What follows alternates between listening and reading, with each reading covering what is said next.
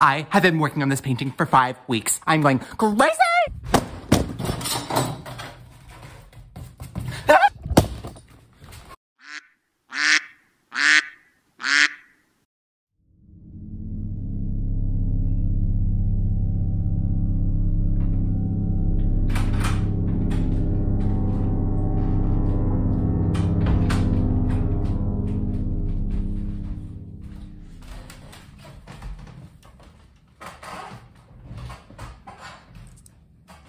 Hello, my name is Tails, like heads or tails. Oh, sorry, that's my painting. Me, yes, that's my painting. Coincidentally enough, I have been recording the entire process of this painting, so I get to share a little bit more with you. Let me take you way back. About 2 months ago, when I was lying in my bed, I was doing my little nightly scroll. You know when you stumble upon a video and it's a Christmas nostalgia edit and it's backed by like a Charlie Brown choir and you watch it and you go, oh my God. It's not that one.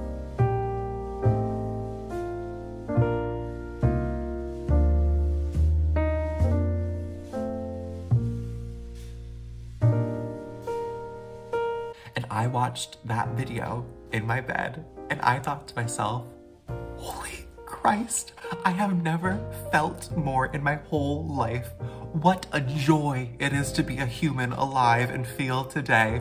It felt like someone tore out my soul and just fucking slapped the shit out of it. And I was left in shame. I had to close the app.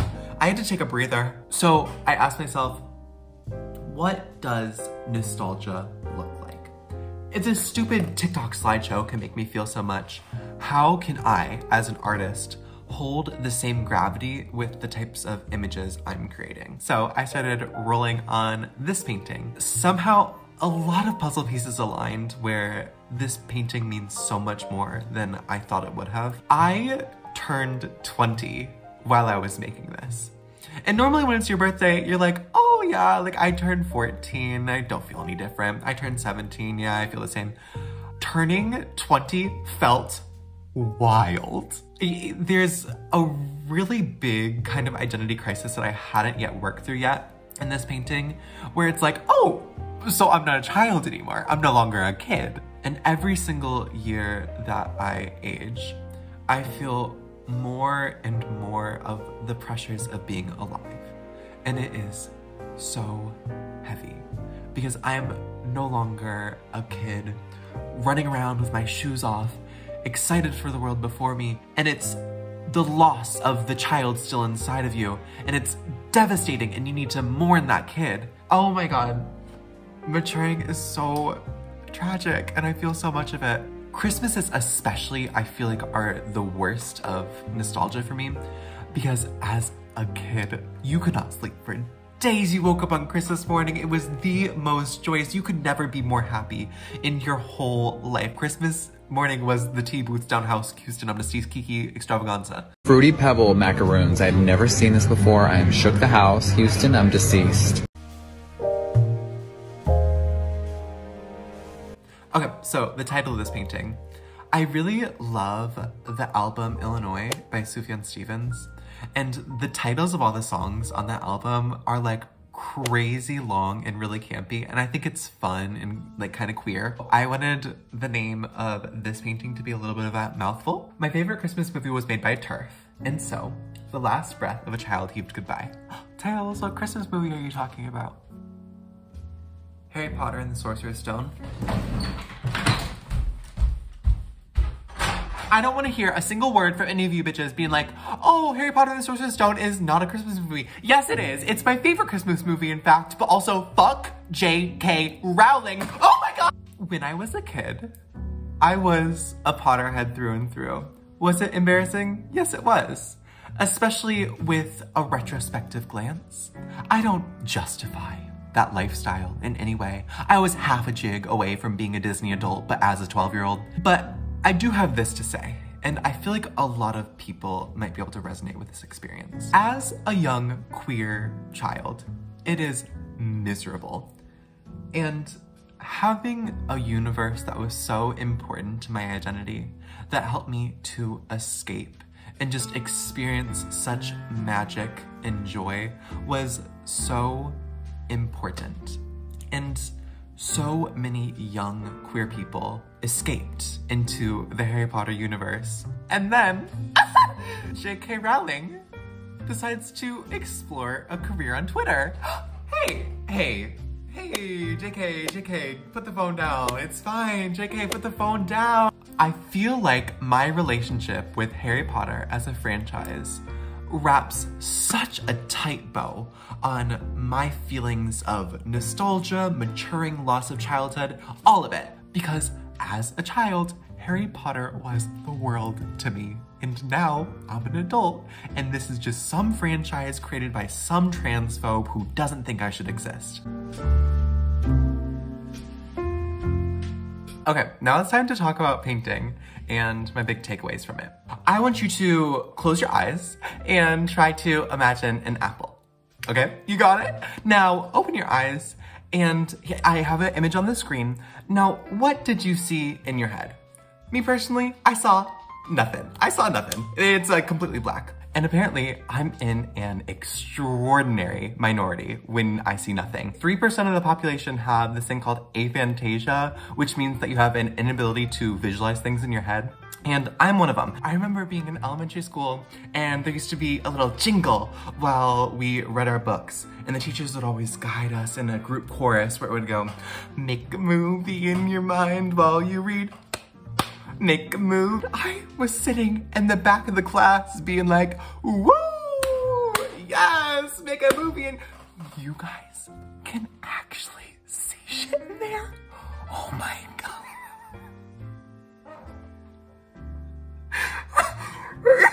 What the? People always look at me and they're like, oh, you just haven't found the right book yet. No, bitch, I see nothing. It's blank, it's empty. It's like, there's nothing going on in there. The reason why I bring this up is because I think that there's a big connection to this way that my mind works and why I'm so gratified creating. It's because I can't see shit until it's in front of me. And the process of volleying with a painting and emerging this image that, and watching it evolve because I can't see it in my head, is so entertaining and interesting. I started out this painting by doing a couple of color studies just to figure out where I wanted to stress the color relationships in this piece and kind of where I'd push the values and how I'd find interest to the figure.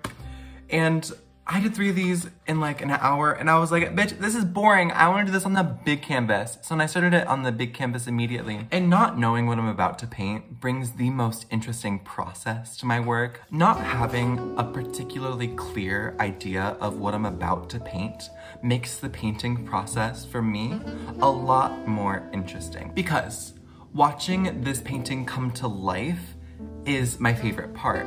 So instantly, if I get an idea, oh, if I push the orange here, then the blue in this corner of the painting will look much crazier, and I instantly brush it in. And those hundreds of small insights and epiphanies throughout the painting process is what keeps me going. That being said, sometimes I get a little bit stuck in my process, and that's when I instantly need to take a step back and take a larger brush, and I just dry brush the gesture I see across the painting. Or I use like a RNF pigment stick and I brush in some crazy abstraction, because that gives my painting an issue, and that issue gives me something to fix. I love to be able to volley with the painting throughout all the time lapses in this video. It is about 2 hours condensed into 8 seconds for the majority of this video. If you notice, I'm constantly taking a step back and I am never using reference material. It's because the entire time it's just my brain,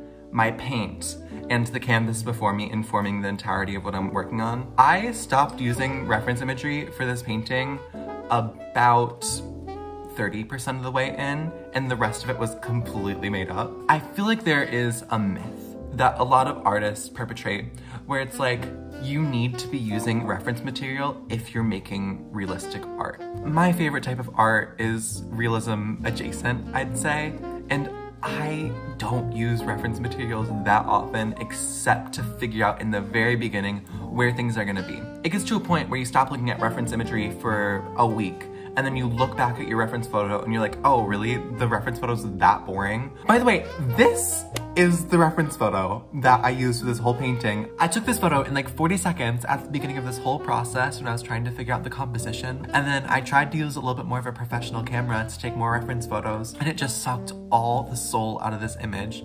This photo was taken on my back camera, my iPhone, didn't even wipe the dust off the lens. I feel like using lower quality cameras capture a little bit more irregularity in reality. It finds really funky colors that are really fun to play with.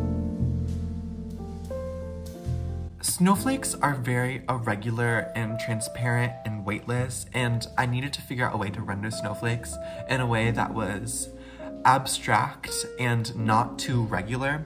So throughout the whole process, I used Tish Dagger paintbrushes, and these brushes are natural hair. So the brush strokes that you get are very irregular and wispy, and you don't have much control over it, but that's what's good about them. If I were to esse a natural paintbrush, one that's a little bit more like this, the whole painting would have just looked horrendously manufactured.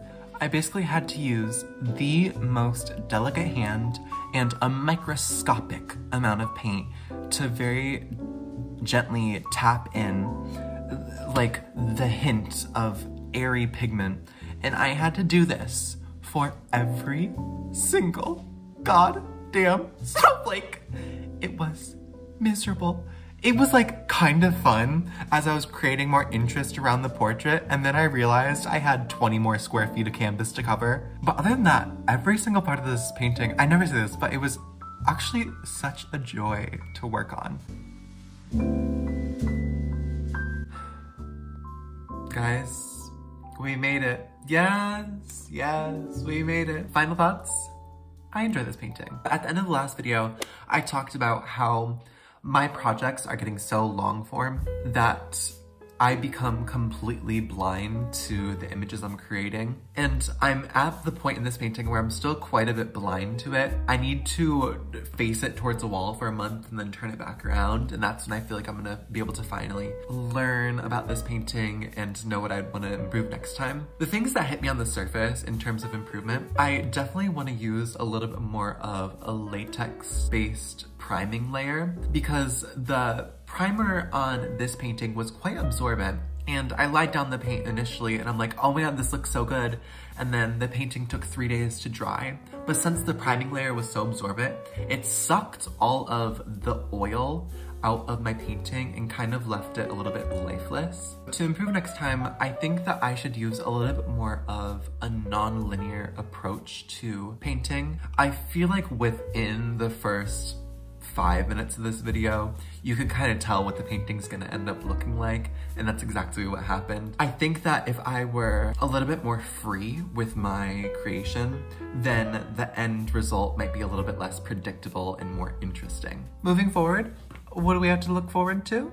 Well, I decided to order a 9.5 foot stretcher bar for a painting that's going to take me, 5 months. Hey, 5 months. I thought it would be really fun if I made a multi-part video series of me working on that entire process. So I'm really excited to get working on it, and I'm even more excited to share it with everyone. So if you'd like to support me, I have prints available on my Etsy shop right now of some of my other favorite pieces. I do have the capacity to do a print run of this piece, but there needs to be enough demand. So if you are for sure that you would like to buy a print, let me know. Also, this painting is for sale, and I think I want to sell it for like $4,000. So reach out with inquiries. I really want to hear them. Please, please! Thank you so much for watching this video, and I will see you again very soon.